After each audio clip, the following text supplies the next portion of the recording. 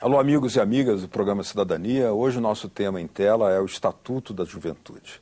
Tema importante numa sociedade em que os jovens vivem uma situação de criminalidade muito alta, que afeta diretamente, talvez mais principalmente, a juventude. Ela também carece de certas perspectivas no mercado de trabalho, e o Estatuto da Juventude vem exatamente numa outra linha, numa outra visão, assegurando direitos, compensando lacunas ainda existentes que possam estimular o jovem a ter uma participação mais ativa na construção da sociedade e de sua própria cidadania. Para nos falar sobre esse tema, nós temos aqui conosco o relator desse projeto, que é o senador Randolfo Rodrigues, do Partido Socialismo e Liberdade do Amapá, o PSOL, que é o relator dessa matéria aqui no Senado Federal. Muito obrigado pela presença, senador. Eu que agradeço. Nesse contexto que foi rapidamente mencionado, o que significa um Estatuto da Juventude quando nós temos uma juventude carente de tantos direitos de cidadania? Beto, eu dialogando certo dia com o atual presidente da União Nacional dos Estudantes, querido Daniel Iliesco, nós fazíamos uma análise do que representava o Estatuto da Juventude. Eu diria que essa lei é uma lei geracional, e vou lhe explicar por quê. Eu venho do movimento juvenil, eu venho dos movimentos de juventude. No final dos anos 80, início dos anos 90, eu era do movimento estudantil. Eu fui de uma geração que ficou conhecida no movimento estudantil como geração cara pintada. E correlato a essa minha atuação política no movimento estudantil, eu tive ao mesmo tempo a experiência de conduzir a primeira experiência de política pública para a juventude do Brasil, que foi a Assessoria Especial para a Juventude do governo do Amapá em 1994, no governo do hoje senador João Capiberibe. Né? E essa experiência foi a primeira. Então nós temos, assim, desse tempo até hoje, pelo menos 20 anos de reclames, seja dos movimentos sociais de juventude, sejam de experiências concretas de políticas públicas para a juventude, da necessidade de consolidarmos uma política nacional, um sistema de políticas públicas nacionais para a juventude. Né? Então, a ideia de um Estatuto da Juventude não é no mundo uma ideia nova. A Nicarágua já tem desde a sua Revolução Sandinista, Cuba já teve desde a sua Revolução Cubana, e todos os países que tiveram conquistas sociais tiveram a construção de uma legislação que garantisse essas conquistas sociais para essa parcela da população. No caso do Brasil, desde 2003, então, como resultado de toda a mobilização dos anos 90 por direitos para a juventude, começa a tramitar na Câmara dos Deputados, a partir da Frente Parlamentar da Juventude, essa proposta do Estatuto da Juventude. Em 2007 foi apresentado, em 2003 inaugurou-se o debate, em 2007 foi apresentado e tivemos a felicidade de ter a relatoria da deputada Manuela Dávila na Câmara dos Deputados, que depois de aprovado pela Câmara dos Deputados, agora estamos apreciando aqui no Senado. Então, ao contrário do que se pensa e ao contrário do que é dito por alguns setores mais conservadores, que são opositores ao Estatuto, isso não foi nenhuma formulação que saiu da cabeça de qualquer iluminado. Não, isso é uma formulação da luta por direitos da juventude brasileira, que tem pelo menos há 30 anos. Então, por isso que a conquista desse diploma legal é uma conquista geracional. Além de ser parte de uma luta internacional, pelo que o senhor explicou. Exatamente, né? Exatamente. O senhor poderia nos dizer acerca de certas características, por exemplo, para assegurar a presença dos jovens de 15 até 29 anos, né, em espetáculos públicos, esportivos? O que o Estatuto vai facilitar ou assegurar? Eu quero até iniciar esclarecendo essa polêmica que foi criada, no meu entender, artificialmente, sobre a faixa etária da juventude de 15 a 29 anos. Muito preconceito foi criado em relação a isso. Queria dizendo que isso era uma invenção. Não, isso não é uma invenção, porque isso não saiu nem da minha cabeça, nem de de Manuela na Câmara dos Deputados. Isso é uma definição internacional, é uma definição da Organização Ibero-Americana de Juventude, da qual o Brasil é associado e faz parte de tratados internacionais da qual o Brasil é associado, que define jovem de 15 a 29 anos. Essa definição é uniforme? Não. E é por isso que o Estatuto, nos seus primeiros dispositivos, o Estatuto é dividido em 2 títulos. A primeira parte do Estatuto fala dos direitos e das políticas públicas para a juventude, e a segunda parte fala da rede e dos sistemas nacionais de juventude. Essa definição também carrega uma classificação sobre essa faixa etária de 15 a 29 anos. Define-se como jovem adolescente de 15 a 21 anos, jovem de 21 a 25 anos, jovem adulto de 25 até 29 anos. O porquê dessa classificação? É exatamente para o estabelecimento das políticas públicas que estão no Estatuto. Exemplo concreto. Se questionou e tentou se suprimir na CCJ, por exemplo, um dispositivo que assegura ao jovem trabalhador rural o acesso ao crédito para montar o seu próprio negócio. Tentou se impedir que isso fosse aprovado, né? Sob o argumento que não precisaria, que isso não era necessário para jovem e sim para o trabalhador rural. Ora, quase 30% dos trabalhadores rurais do Brasil estão nessa faixa entre 21 e 29 anos. A ampla maioria já são pais de família, já tem família constituída e necessitam de uma política pública diferenciada. Esse grupo não tem a mesma realidade do grupo dos 15 aos 19 anos, mas podem e devem ser classificados como juventude. Por isso, precisa de uma linha de acesso a crédito público diferenciado. É esse o objetivo do Estatuto, em especial na sua primeira parte, proclamar direitos. Aí alguns dizem, mas é um Estatuto só para dizer de direitos, e não fala de deveres, fala do mais importante dos deveres. Um dos dispositivos deixa lá claramente, é dever de todo jovem brasileiro a defesa do patrimônio e da cultura nacional. Esse é um dos mais belos deveres que a juventude deve ter para com o seu país. Por isso que o Estatuto, então, tem uma primeira parte que define essa faixa etária e define esses direitos. Esses direitos, lógicos, são estratificados conforme a faixa etária. E aí estabelece o direito, por exemplo, a meia passagem, transportes rodoviários, fluviais e aéreos e a meia entrada. No caso específico da meia entrada, Beto, nós, no texto final do Estatuto, procuramos resolver uma controvérsia. Porque qual é a principal crítica que se faz à meia entrada? O preço da meia, na verdade, é um preço que deveria ser o preço da inteira. Se não tivesse a meia, a inteira seria menor. De fato... Que geraria uma inflação no preço final. Na verdade, não se fala de algo que virá a ser. É uma constatação que muitos fazem, porque no âmbito de muitos estados e municípios já tem o direito à meia entrada preceituado em leis municipais ou leis estaduais. De fato, isso não é mentira. Há uma realidade, começou a ocorrer uma inflação do preço dos eventos em função da meia.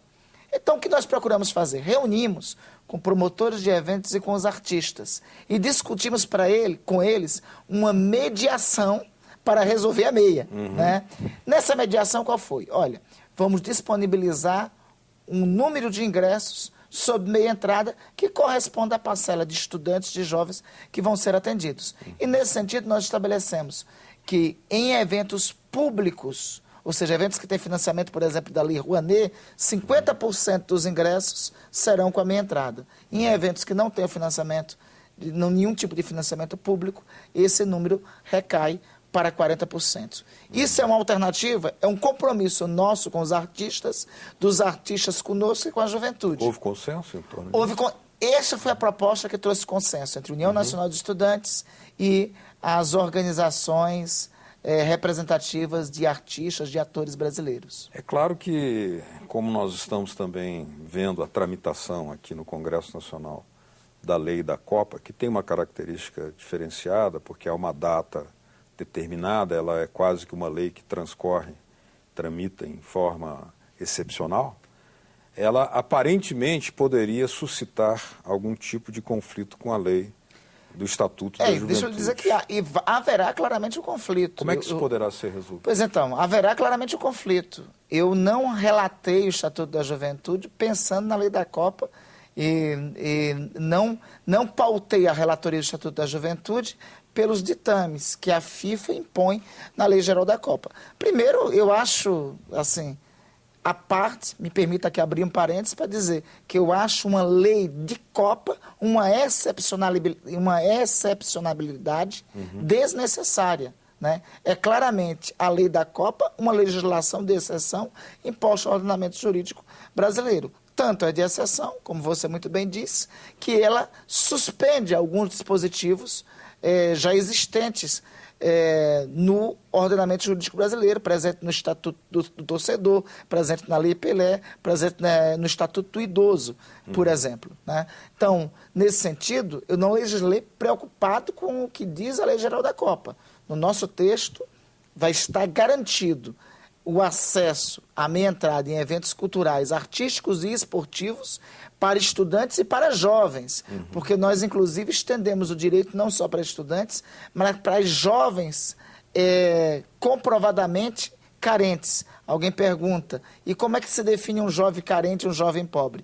Nós estabelecemos, vinculamos o critério de jovem carente ao programa Bolsa Família. Isso corresponde a 50 milhões de jovens, perdão, a 29 milhões de jovens que estão inclusos no programa, que não estão na escola e terão acesso à meia entrada que está prevista no texto do Estatuto da Juventude. Eles terão que comprovar a inscrição no programa Bolsa Família. E o critério de definição é isso. Foi o melhor critério que definimos. Alguns perguntaram, e por que não estender para toda a juventude? Eu acho que não é necessário jovem que já trabalha, jovem de famílias abastadas, ter acesso a esse direito. Esse direito, direitos existem para quem é hipossuficiente, para quem não tem direito. Direitos é para quem não tem direito e que um Estado que preocupa com o bem-estar, e esse é o signo presente na nossa Constituição, tem e necessita promover. Pelo ritmo da tramitação das duas leis, a lei da Copa e a lei que cria o Estatuto da Juventude, poderá ocorrer uma situação, como o senhor já tinha mencionado, uma possibilidade real de um conflito. Nesse caso, a lei da Copa exigiria uma supremacia sobre as demais leis do Estatuto da Juventude. Como é que o senhor vai reagir a isso? Nós vamos ter uma controvérsia jurídica nesse aspecto. Pela formação no direito que eu tenho, eu entendo que a lei específica vale mais que a lei mais geral. Nesse caso, a lei específica é o Estatuto da Juventude e não a Lei Geral da Copa. Bom, ambas vão coincidir na tramitação aqui no Senado, né? Porque a Lei Geral da Copa já está vindo e o Estatuto já está tramitando. Nós vamos ver a apreciação das duas, a interpretação que deverá, pelo caráter de excepcionalidade e pela suspensão de dispositivos da legislação, deverá prevalecer a Lei Geral da Copa. A minha interpretação é diferente. Eu acho que a lei específica prevalece sobre leis gerais, como a lei específica, nesse caso, é o Estatuto, deverá prevalecer o Estatuto. Senador, por favor, situe um Estatuto da Juventude quando nós temos uma realidade muito dura vivida pela juventude no Brasil hoje, em face dos números de homicídios que afetam basicamente os mais jovens, os mais pobres e, dentro desse espectro, a população negra, a população trabalhadora ou mesmo sem trabalho nenhum. Em que o Estatuto da Juventude poderá ajudar na transformação dessa realidade ainda muito dramática? É em decorrência dessa realidade a necessidade do Estatuto. O Estatuto surge das mobilizações diversas da juventude brasileira nos últimos 20 anos em função dessa realidade, né? É por isso que o Estatuto tem uma declaração de direitos que a crítica, mais uma vez mais conservadora, dizia: bom, mas esses direitos já estão, alguns desses direitos já estão na LDB, né? E nós dizemos, o que custa reafirmar um direito, né? Alguns desses direitos estão previstos na Constituição. Qual o impedimento desse direito ser claramente reafirmado no Estatuto, né? E alguns direitos novos, crédito para o jovem trabalhador rural, acesso acesso da juventude à saúde a partir da diversidade juvenil, da diversidade de gênero, da diversidade étnica. Isso é previsto no Estatuto, né? Acesso a direitos da meia passagem, da meia entrada e a tantos outros. O Estatuto vai resolver o problema que aflige, da epidemia de crack, por exemplo, que aflige milhões de brasileiros. Não, porque o Estatuto, não só o Estatuto, como nenhuma lei, é varinha de condão, é passe de mágica. E não se resolve problemas sociais gravíssimos, crônicos, com remédios paliativos, com a bula de remédio, né? Lei, a bula do remédio é uma recomendação, é uma receita para minimizar o problema.